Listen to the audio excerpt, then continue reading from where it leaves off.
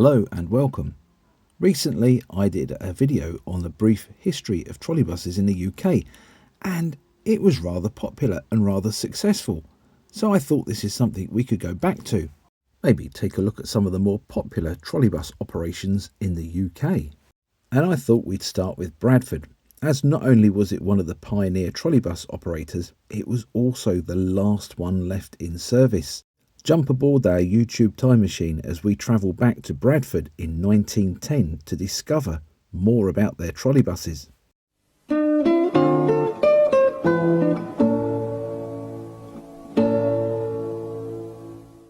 Now, as I just mentioned, in 1910 there was an act that was obtained for the creation of a trolleybus route from Lasterdyke to Dudley Hill, and I do apologise if I've not pronounced that right.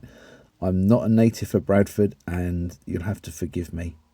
This route would be linking two tram routes. Now, around that time, Bradford was well served by trams.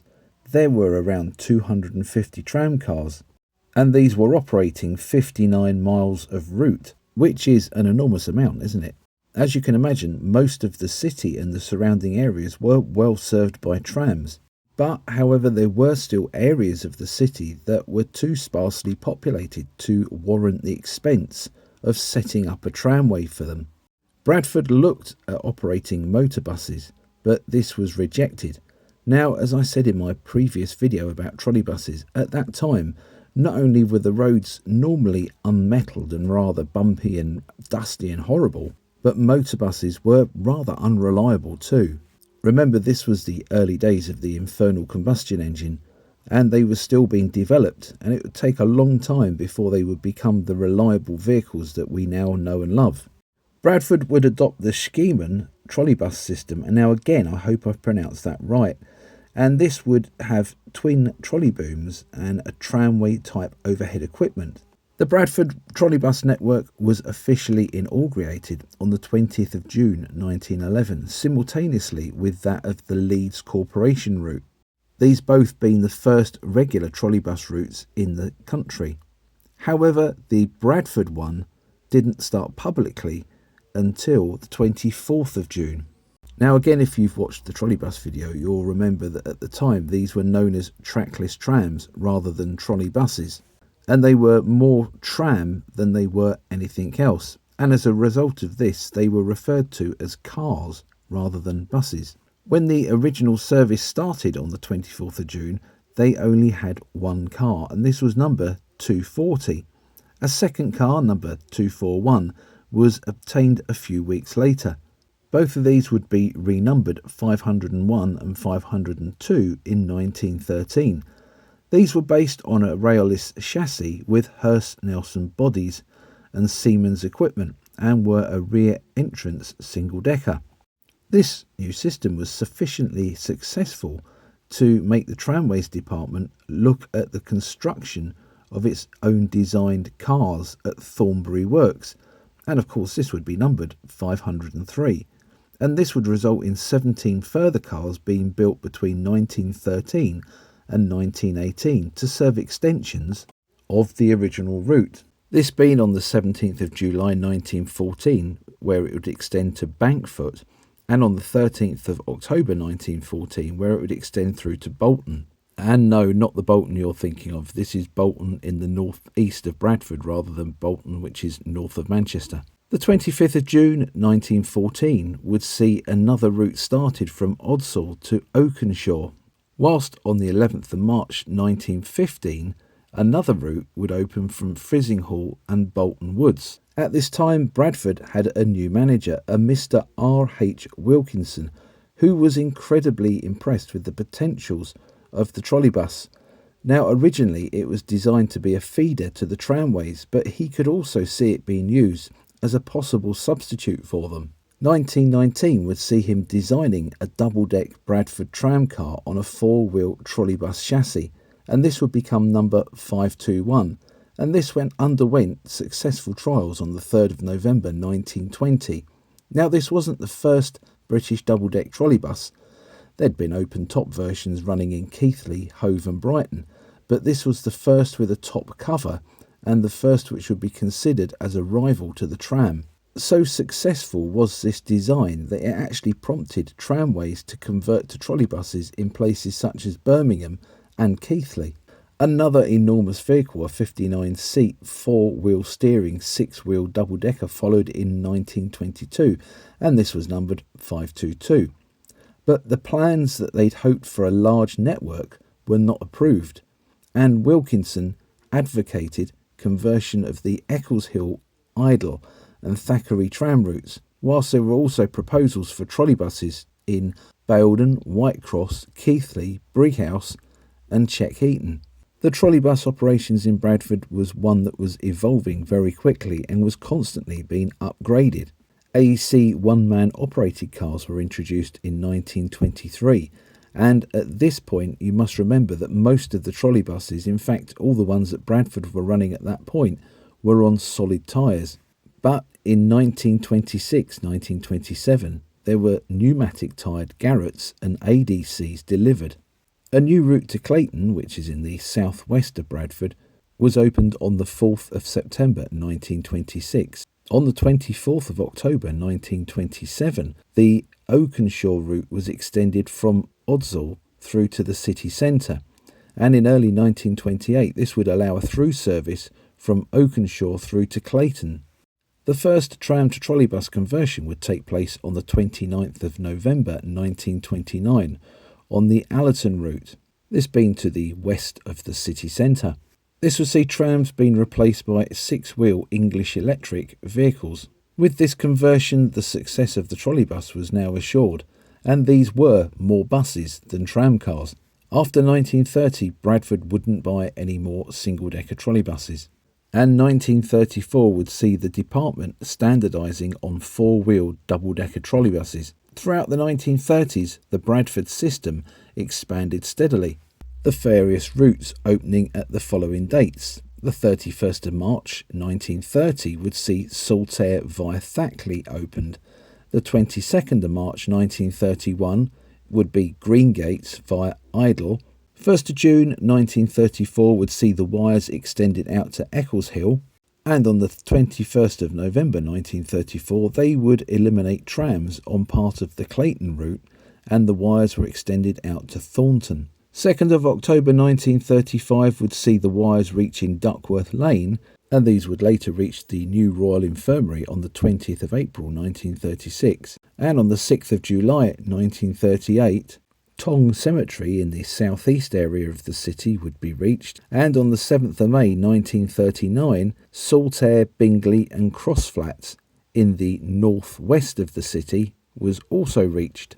It wasn't all expansion though, as in April 1932 the Canal Road section was withdrawn, and this would see the end of services to Bolton Woods and Frizinghall, where traffic had proved rather inadequate.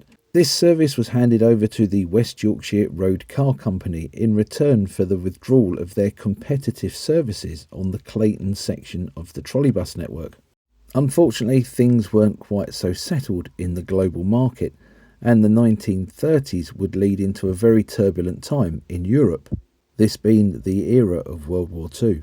The 1st of August 1940 would see the Oakenshaw route replaced by motor buses, and this was due to the excessive cost of operation, plus that route needed overhead renewals and new insulators. Only one new trolleybus entered service during this year, and this would be 692, and it was a Carrier E4 demonstrator, which proved to be the last E4 double-decker actually ever built. 1942 would see the introduction of carbon insert trolley skids, and this would lead to this system being adopted, and the conversion would begin in 1944. 1942 would see 10 Sunbeam MF2s enter the fleet, this being part of a batch ordered by Johannesburg, the war by now obviously hampering the export market.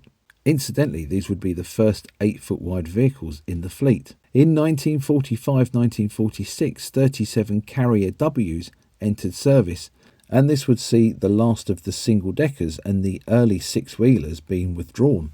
After the war, expansion continued, and on the 23rd of July 1949, Bradford said goodbye to its trams. this being on the Bradford Moor route. However, trolleybuses didn't start running until the 4th of December that year.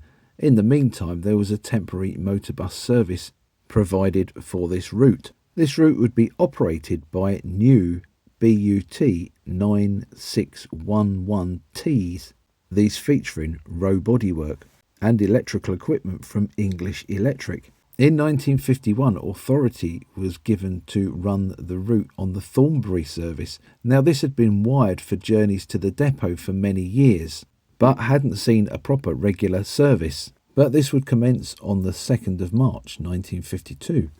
By this time, of course, the electricity companies had all been nationalised, this happening in 1948. This meaning that the city of Bradford was no longer generating its own electricity and had to now buy it from the Central Electricity Generating Board, and the cost of this was steeply rising. As a result of this, the cost of operating the trolleybuses was creeping up.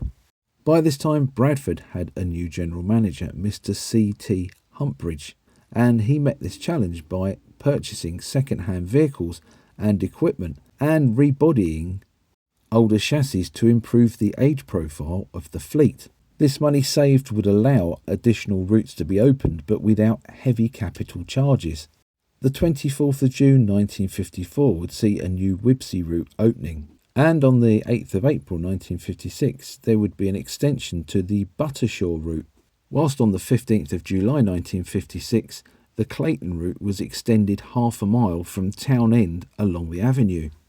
On the 9th of August 1959, the most spectacular section on the system would open, and this was on the Eccleshill route and the extension to Fultis Square on Thorpe Edge. Here the vehicles had to contend with a narrow village street, a blind corner and a gradient of 1 in 8, which being trolleybuses and obviously powered by electricity, they handled rather well. On the 6th of March 1960, a new spur was opened from Tong Street to a new housing estate at Home Wood, and this would be the last route extension, with the system now having 47 route miles and running 200 vehicles. The 20 BUT trolleybuses delivered in 1949-1951 would be the last new purchases by Bradford, later vehicles being second-hand, and these would come from places such as Llanelly, Darlington, St Helens, Brighton, Hastings, Notts and Derby, Doncaster, Grimsby, Ashton and Mexborough and Swinton. Many of these new purchases would be rebodied, as would a number of the older native vehicles, and the new bodywork would incorporate such modern things as forward entrances, platform doors, saloon heating and trolley retrievers. Amongst those rebodies would be 9 ex-Darlington 33-seat single-deckers, which in 1958 would re-enter service with new East Lancashire forward entrance double-decker bodywork, and these seated 71 passengers. More single-deckers from the Mexborough and Swinton system were rebodied by East Lancashire in 1963, and these would become the last trolleybuses to enter service in Bradford. At this time, the city centre of Bradford was being redeveloped, and this would lead to the abandonment of the routes that traversed Forster Square. And this really was the beginning of the end, because on the 17th of November 1962, the Bradford Moor route would also close. At the same time would see the Eccleshill to St Enoch's Road Top service go over to motorbuses. The 31st of October 1963 would see the long section to Crossflats being withdrawn, and the last trolleybuses to Eccleshill ran on the 31st of October 1964. 28th of February 1964 would see the Bolton to Bankfoot section go, although most of the route continued to be required for depot working until 1967. And only the wiring that ran from Dudley Hill to Bankfoot could be dismantled at this time. 1st of April 1967 would see the section from Tong Cemetery to Home Wood go. The Allerton service would be withdrawn on the 27th of February 1971, and on the 30th of June 1971, Greengates and Saltaire would also lose their trolleybuses. The 31st of July 1971 would see the Clayton and Buttershaw routes taken out, and this would only leave 2 trolleybus routes operating in Bradford, but these would also be the last 2 trolleybus routes operating in Great Britain. and this would be the route from the city centre to Duckworth Lane and the cross-city service between Thornton and Thornbury. By the end of 1971, buses had already taken over some of the duties on these services. The last public services would run on the Bradford Trolleybus system on the 24th of March 1972, with the ceremonial closure taking place on the 26th of March that year. During this ceremonial closure, there were 9 trolleybuses which were operated on tour duties, and number 844 was the last bus to operate on the system, and at that time the last one to operate in Britain. This bus was running 3/4 of an hour late due to being mobbed by enthusiasts. Crowds lined the street and were cheering and were singing Auld Lang Syne as they escorted it into the Thornbury depot in Bradford. Alderman Herbert Moran, the Lord Mayor of Bradford, and 52 guests were aboard for the last ride around the city. A very nice touch was that one of these guests was a Mr. Edgar Ortybridge, who was aged 80. He'd been a former maintenance superintendent on the trolleybus system and had ridden on the first trolleybus 61 years previously. And that was the end of that, or so people thought at the time. We're very lucky in the UK that we've got several wonderful museums where you can actually go and watch trolleybuses running under wires as they should be. And you can experience this electric traction from yesteryear for yourself. Amongst the vehicles that are preserved and have been amazingly restored are Bradford vehicles. And in addition to the ones that are still operational today, there are many of them still around in museums as static exhibits or awaiting restoration. There's even one on the Isle of Wight, not far from me, that's used on a campsite as a kitchen area. So in some way the Bradford trolleybus still lives on. And it was fitting that one of the first, if not the first, trolleybus service in the UK certainly became the last one. I do hope you enjoyed this look at the Bradford trolleybus system. If you did, and you'd like me to cover other trolleybus systems, please comment down below, because there were loads of them, and there's enough for a long series of videos. But of course, that's only if you want them. If you did enjoy this video, please like, hype if you can, and share it. Now, I was looking at my statistics the other day, and it shows that only 40% of people who watch my videos actually subscribe to my channel. Now, if you subscribe to my channel, it doesn't cost you anything. It's free. All you've got to do is just click a little button and hit a bell notification, and it means that you'll receive a notification when I make future releases in this or any of my other series here on YouTube. Go on, you know you want to. And we're heading rapidly towards 10,000 subscribers, which is an absolutely amazing figure, isn't it? And thank you so much to all of you who have already subscribed, and it's great to have you aboard.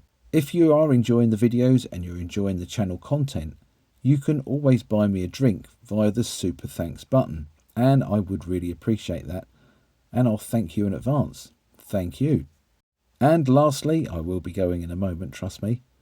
Don't forget to comment down below with all your memories and thoughts on the Bradford trolleybus system. I love reading your memories, and sometimes in the comments it's where the story carries on, as you have more local knowledge than I do, and sometimes you can find extra stories that go along with the video. And it's amazing how it carries on. The story continues in the comments.